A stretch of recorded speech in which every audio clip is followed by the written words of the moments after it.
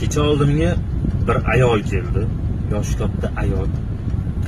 35 yo 40 ga kirganga o'xshaydi. Savol berdim, naqla berdim. Qanaqa ovqatlanasiz?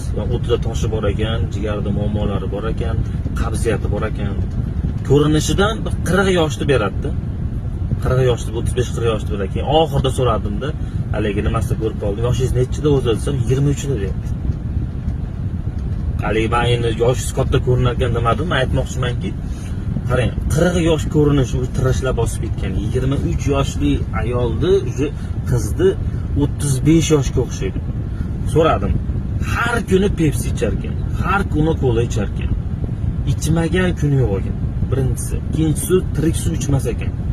Xudo berdi, fast food lavash shunga o'xshagan chips kirishini yergan. Meni tushundingiz-a? Men yoshlardan xavotirdaman-da, juda ko'p bitta bu emas, juda ko'p yoshlarni ko'rsam, yoshga nisbatan qari ko'rinadi. Bu videoni albatta yosh tanishlaringizga jo'natib qo'yinglar.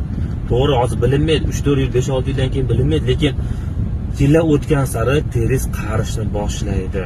Do'stlarim, bu narsadan voz kechinglar. Chet elda ko'rgan bo'lsalar, umuman iste'mol qilishmaydi. Xitoyda ham hatto iste'mol qilishmaydi bu narsalarni.